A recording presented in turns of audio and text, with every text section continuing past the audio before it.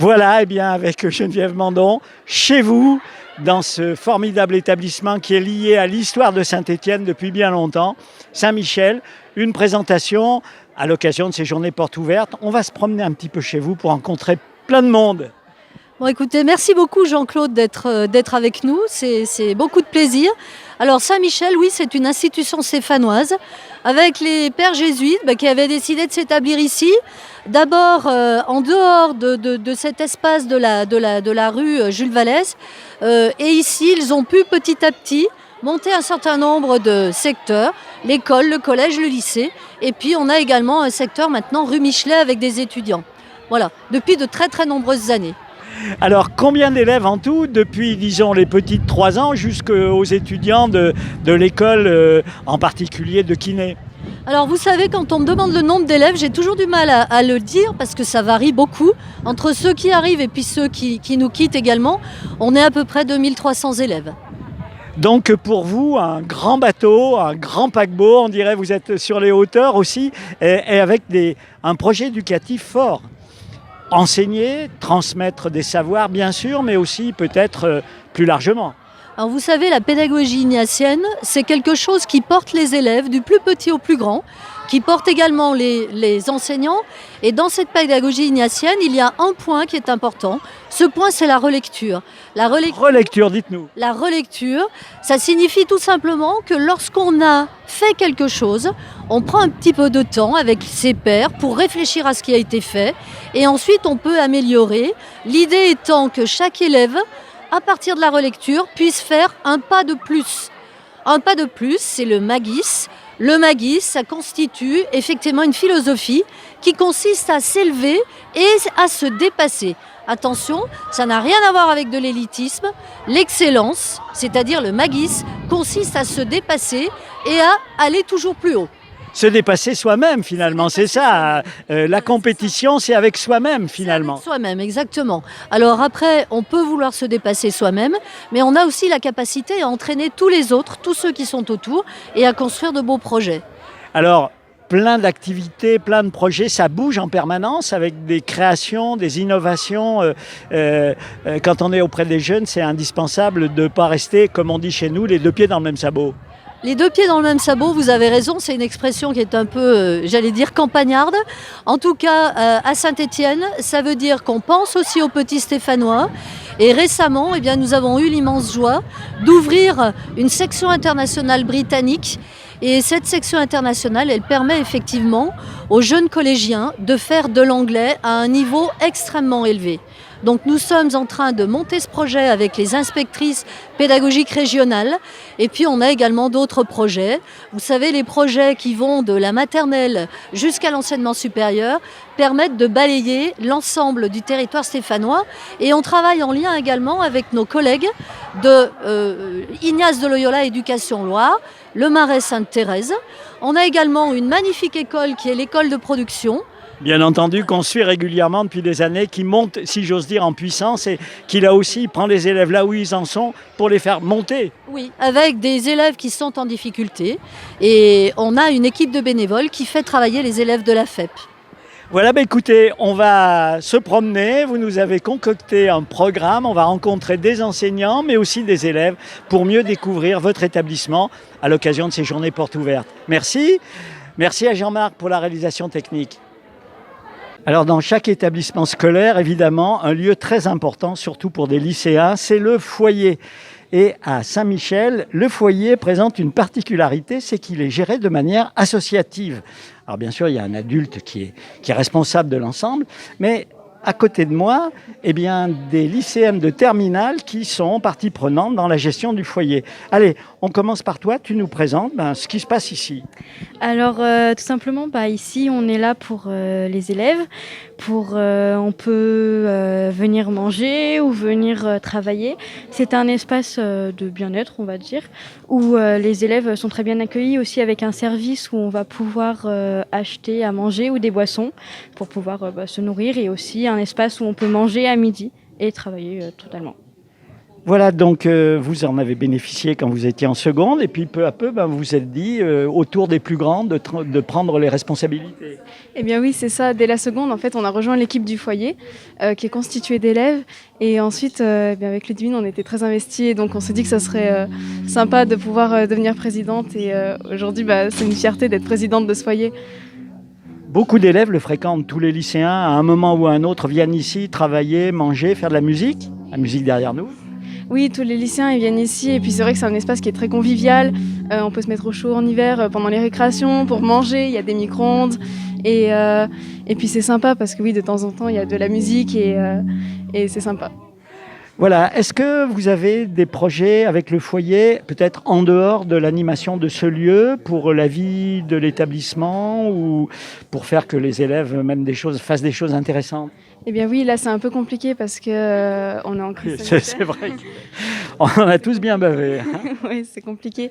Mais c'est vrai que sinon, on essaye d'améliorer la vie des lycéens pour qu'on se sente bien dans cet établissement. Donc, on peut organiser des soirées ou des événements. Voilà, alors on est bien dans cet établissement, Ludivine. Oui, exactement. C'est un bon espace. Bon. Un mot peut-être de votre avenir. Vous êtes en train de remplir Parcoursup, il me semble, en terminale. Alors, pas trop d'angoisse? Si, un petit peu, mais on va dire quand même que venir au foyer, ça permet de bien décompresser et de voir ses amis. Puis on voit peut-être aussi des collègues, des camarades d'autres classes, même d'autres niveaux. Oui, bien sûr, puisqu'il y a vraiment des élèves qui viennent ici, tous les lycéens en fait, et donc ça permet d'échanger aussi quand nous on était en seconde avec des plus vieux et inversement on échange avec les plus jeunes pour leur donner des conseils ou autres.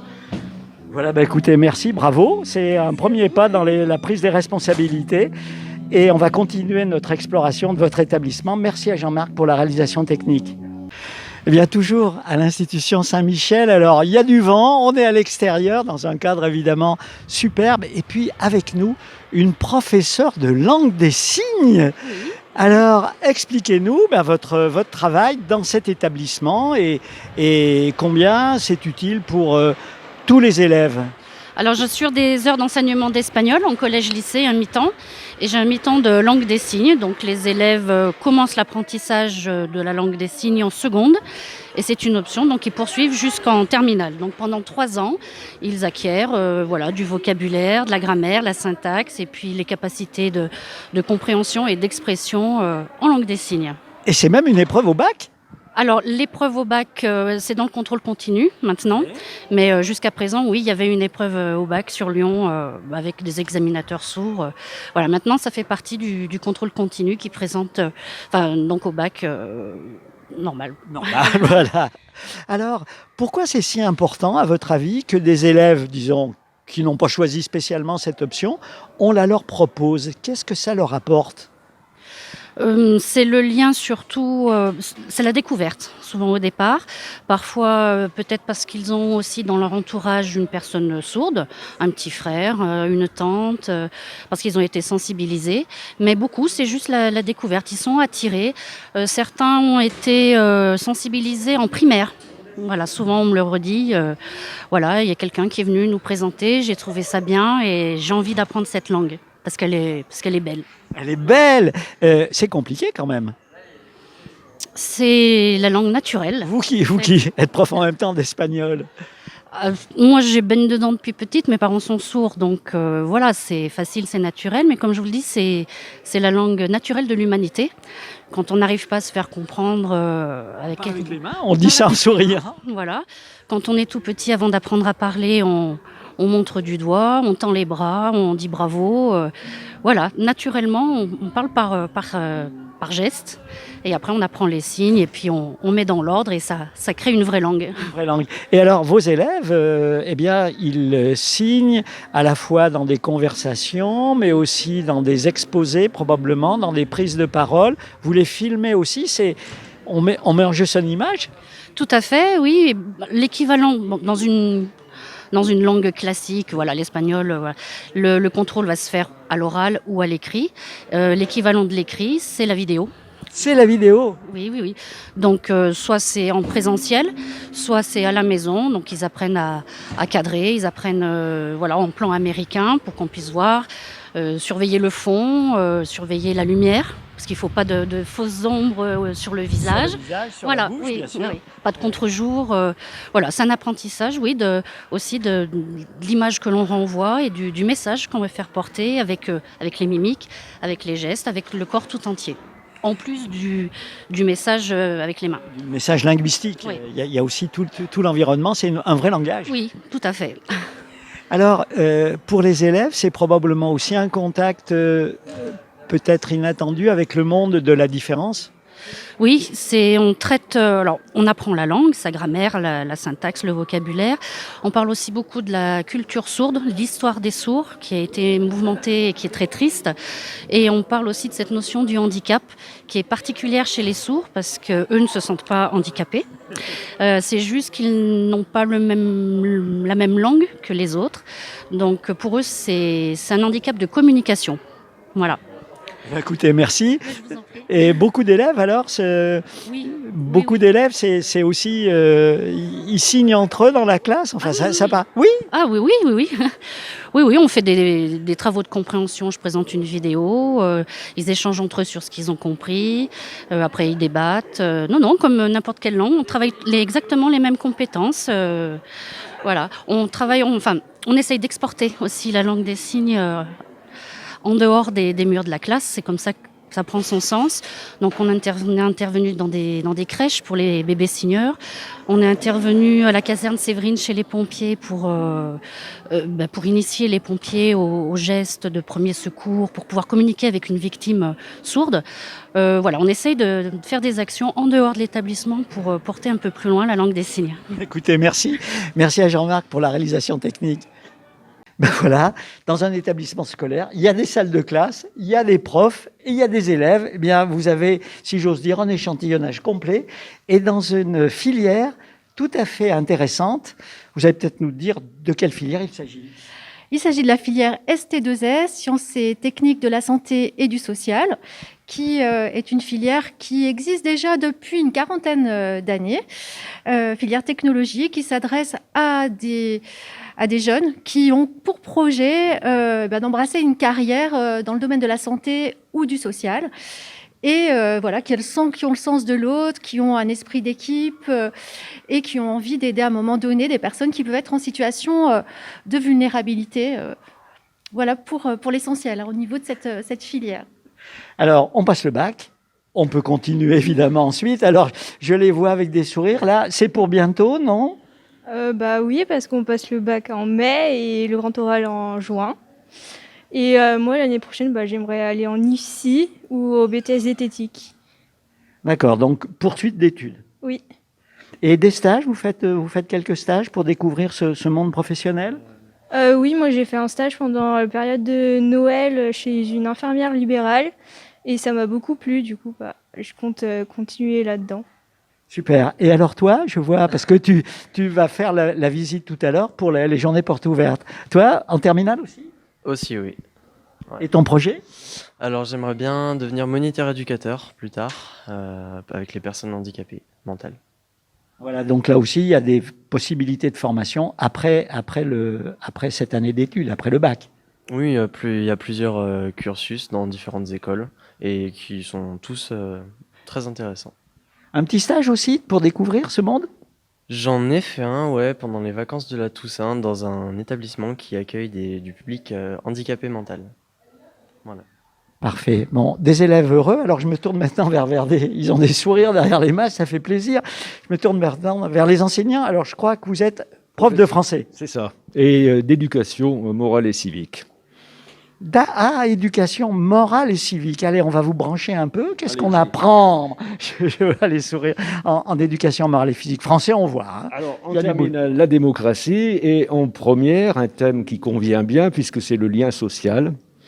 Donc, on est amené à faire des exposés sur le lien social dans les EHPAD, dans les écoles aussi, ce qui permet aux élèves de croiser leur savoir et d'utiliser leurs connaissances. Et, En lien avec leur projet professionnel. voilà. Et également avec le programme de français, puisque le programme nous permet, et si le programme ne le permet pas, moi je choisis des œuvres qui ont lien avec la médecine, Par exemple, il y a le personnage du médecin, du héros médecin au 19e siècle dans les romans réalistes. C'est Il y a de très quoi intéressant. faire. Il y a de quoi faire, tout à fait. Alors, ça vous branche, vous, c'est le français vu de cette manière? Bah oui, c'est plus intéressant. Et c'est plus concret. On voit un peu la médecine avant et pas forcément maintenant. Enfin, maintenant, il y a eu beaucoup de l'amélioration. Et du coup, c'est important de savoir le passé. Voilà, écoutez, c'est bien. Et puis alors, une collègue, alors vous, si j'ose dire, sur la plaque de votre salle des profs, qu'est-ce qu'il y a? Alors j'enseigne la biologie et physiopathologie humaine. Donc en fait, on étudie le fonctionnement du corps humain et des pathologies associées comme le cancer, le diabète, la mucoviscidose. Voilà, donc ce sont des pathologies d'actualité, la grippe. Et ça prépare énormément nos élèves aux filières paramédicales notamment. Oui, parce que c'est un débouché important pour eux, cet aspect-là, peut-être école d'infirmiers, infirmières ou peut-être kiné, je ne sais pas. Non, alors pas kiné, il faut une formation scientifique. Par contre, voilà, ici c'est vraiment, la filière d'infirmiers, c'est vraiment une des filières maîtresses de la série ST2S. Et pour le coup, la biologie, physiopathologie humaine les prépare vraiment très très bien à cette filière. Il y a du travail je crois que c'est unanime, hein. Il y a du travail, oui, dans le domaine de la santé. On sait à quel point, malheureusement, du fait des crises sanitaires, effectivement de la dépendance, du vieillissement de la population, à quel point il y a des besoins à la fois en santé, mais aussi dans l'accompagnement social. Et donc, oui, dans ces filières, il y a aussi tout l'aspect social, médico-social et toutes ces carrières de l'accompagnement. Donc oui, c'est important et du coup, effectivement, ça peut passer par infirmier, toutes les carrières paramédicales, beaucoup de carrières paramédicales. C'est ton idée, hein, peut-être.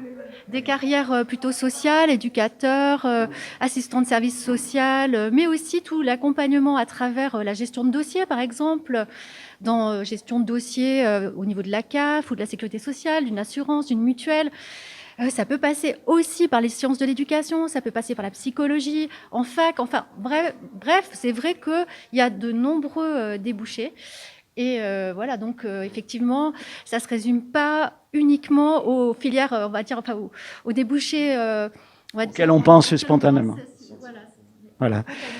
Écoutez, merci. Vous allez avoir du succès. Il va y avoir des élèves, on espère, hein, qui vont choisir cette voie. Et le fait qu'il y ait des élèves, c'est certainement aussi super, parce que quoi de mieux pour convaincre les élèves de 3e que votre expérience. Voilà. Voilà, très bons ambassadeurs. On va pousser un peu. Exactement. Mais les classes sont bien remplies. Quand on était venu vous voir, il y a... pour les boîtes de Noël à l'attention des personnes en situation difficile ou isolées en milieu rural. Et avec la Croix-Rouge sur Roue, vous étiez venus. Et ils avaient répondu de manière formidable. Voilà, écoutez, merci. Merci à Jean-Marc pour la réalisation. Et puis, bon succès pour vos portes ouvertes et bon courage pour votre vie future. Mais ça commence bien, manifestement. Alors, une autre salle de classe assez intime, pour, avec Florence, découvrir cette classe Ulysse. Alors, qu'est-ce qui se cache derrière cet acronyme? Alors, Unité locale d'inclusion scolaire. Inclusion. Inclusion, voilà. Donc, on n'appelle pas cette unité classe, mais plus unité ou dispositif. Parce qu'en fait, les 13 élèves qui sont là par moment. Leur vraie classe, c'est la classe normale. Exactement. Et de la 6e à la 3e? Alors pour l'instant, c'est une ouverture. Il y a seulement 2 ans. Donc mes plus anciens élèves, on va dire, sont en 5e. Alors ces élèves, ils viennent chez vous de temps à autre? Alors c'est variable selon leurs difficultés et puis leurs points forts aussi. Donc la plupart viennent ici soit pour le français ou les mathématiques, et puis le reste du temps sont en inclusion avec une AVS. Donc quelqu'un qui leur permet de faire la vie normale d'un élève de 6e ou de 5e, sans doute. Voilà, c'est ça.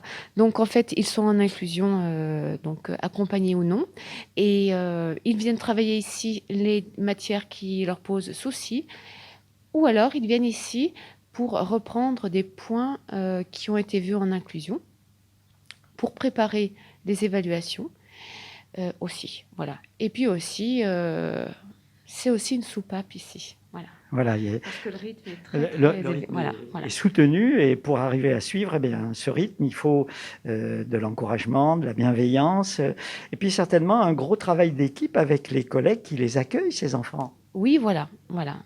C'est aussi le point fort. Alors, ça se met en place. On fait ce qu'on peut, mais on fait le mieux que l'on peut, quoi. Voilà. Sachant que ce sont 13 élèves qui ont des difficultés très variables, hein, donc il faut s'adapter à chacun. C'est du cousu humain. C'est du cousu humain, voilà. Exactement, c'est tout à fait ça, c'est du cousu humain, voilà. C'est de l'adaptation, voilà, du cousu humain. Donc, qui dit cousu humain, et c'est pas du tout péjoratif, mais il y a aussi, entre guillemets, beaucoup de bricolage. Hein, voilà. On s'adapte. On s'adapte, c'est l'adaptation. Alors pour vous, ça nécessite pour chacun d'entre eux d'avoir un projet qui est validé par les parents, sans doute, par l'établissement scolaire. Comment ça se passe, ce suivi ? Voilà, donc bien sûr qu'il y a un projet pour chacun aussi. Voilà, donc c'est un projet suivant leur profil qui est réévalué chaque année, voire au cours de l'année. Quand il y a besoin. Quand il y a besoin, voilà. Et alors, dans 2 ou 3 ans, ces élèves de 5e, ils vont arriver en 3e et il y a des dispositifs pour continuer ? Oui, il existe des lycées professionnels, quelquefois avec Ulysse. Voilà. Donc, leur objectif, c'est de passer en fin de collège, soit le CFG, hein, voilà, qui était autrefois le certificat d'études, grosso modo, ou alors le brevet des écoles, mais version professionnelle. Voilà.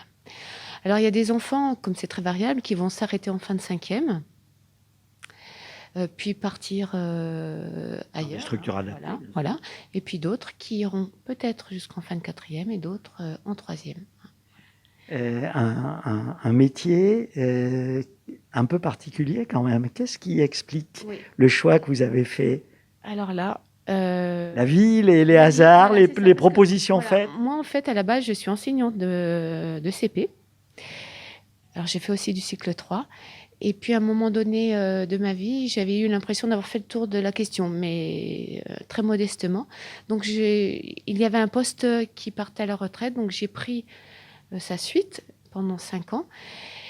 Et puis, voilà, j'ai eu envie de voir d'autres horizons. Mais en fait, l'année passée, quand j'ai pris ce poste, je suis tombée un petit peu très bas, mais ça veut pas. Mais voilà, on y va, quoi. En fait, mais c'est un challenge, c'est un défi, quoi. Oui, c'est pas une classe. C'est pas une classe, et c'est à la fois une classe, c'est pas du primaire, c'est pas du collège, c'est vraiment quelque chose de très particulier.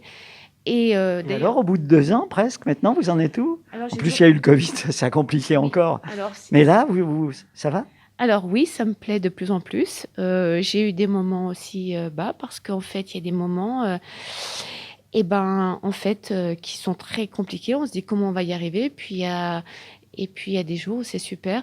Et puis aussi, et c'est là où je m'en aperçois que dans la difficulté, c'est vraiment le plus petit pas possible, quoi. Voilà, il faut se contenter de peu, et ce peu, il est beaucoup, quoi. Voilà. Et puis, il faut aussi croire au principe de la possibilité de toujours y arriver. Voilà. C'est pas parce qu'à court terme, on n'y arrive pas qu'avec plus de temps, on n'y arrivera pas. Voilà, écoutez, merci de votre accueil. On est, je crois, au cœur du projet d'un établissement comme Saint-Michel, et on pense à vos 13 élèves, et puis à tous les collègues qui se retroussent les manches pour leur permettre d'être heureux, parce que c'est l'objectif, finalement. Oui, puis ils le sont. D'apprendre. Hein, voilà, exactement, tout à fait. Merci à Jean-Marc pour la réalisation technique. Alors, vous constatez qu'on est dans une salle un peu particulière où, manifestement, il va se passer des choses dans les langues étrangères. Et on va vous faire découvrir une belle aventure qui a commencé il y a maintenant 4 ans, je crois. Oui, tout à fait. Ça fait 4 ans. On a des 5e, 4e et 3e. Voilà. Et alors, qu'est-ce que vous faites de particulier avec eux ? Donc, c'est des enfants qui ont un très bon niveau d'anglais déjà en arrivant en sixième, qui ont une forte capacité de travail aussi, parce que c'est quand même des heures en plus. Les heures en plus, il y en a déjà pas mal en sixième. Voilà. On fait de la littérature et après, on travaille l'histoire et la géographie, la culture, un peu à travers cette littérature. Et en anglais. In English, absolutely. In English. Alors, un projet qui va encore plus loin, je crois, puisque vous allez ouvrir à la rentrée, en sixième, une classe, comment on l'appelle, internationale, bilingue? Une section internationale, oui. C'est le rectorat qui vient de nous permettre de faire ça, ce qui veut dire que ça va se pérenniser. En sixième, les élèves auront 4 heures de plus en langue et littérature et la moitié de leur horaire d'histoire géo va être en anglais également. Alors c'est ça l'originalité finalement, apprendre des disciplines scolaires mais dans la langue. Et ça existe depuis longtemps déjà, donc des disciplines non linguistiques. Et puis ça peut permettre d'avoir un très très haut niveau dans la langue de Shakespeare. Alors l'idée, on a compris, c'est que ça continue d'année en année et que ça comme ça, normalement, chaque année, on ouvre une nouvelle classe. Voilà, oui, absolument. Alors, il y a de la demande? Si on peut se reporter sur les années précédentes, on a généralement 18, 19, 20 élèves qui ont un niveau qui correspond et on a beaucoup d'anglais à l'école primaire aussi qui leur permet aussi d'avoir cette expérience. L'idée étant justement que plus on commence jeune, plus c'est efficace. Oui, mais ce n'est pas uniquement pour les Français, c'est pour les binationaux aussi. Donc, il y a à Saint-Étienne un certain nombre de personnes qui sont professionnellement... Revenez au mois de septembre, vous dire. C'est un peu une aventure. Oui, on ne le sait pas depuis si longtemps qu'on a eu le feu vert, donc on est toujours dans les préparatifs actuellement. Et cette journée porte ouverte va permettre probablement à un certain nombre de parents de venir voir, peut-être aussi d'élèves. C'est les élèves qui décident ou les parents? Oh, je pense qu'à leur âge, c'est un peu des deux, forcément. Mais ouais, la motivation des enfants, c'est important aussi, parce que c'est vrai que c'est du travail et c'est pas rien.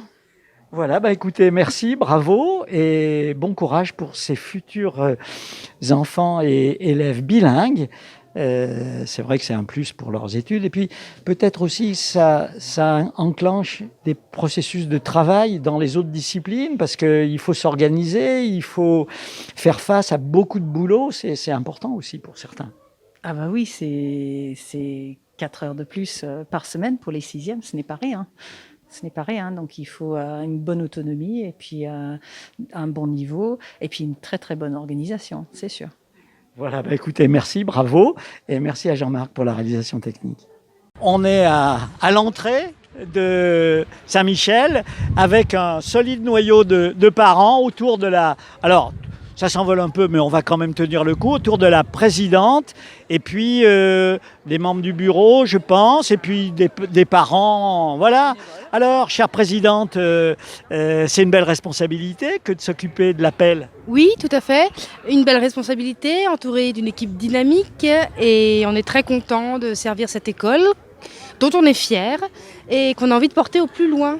Voilà. Donc l'engagement des parents, on va faire un petit tour. Peut-être concrètement, ça veut dire quoi? Alors on essaie de se réunir tous les mois, pas longtemps, parce qu'on est tous très occupés. Bien sûr, j'entendais. Mais on mise sur la régularité et on va mettre en place beaucoup d'actions. On était déjà présents au marché de Noël. On sera présent également pour une marche auprès des enfants en mois de mai. On va organiser la fête de l'école, bien sûr, à la fin de l'année.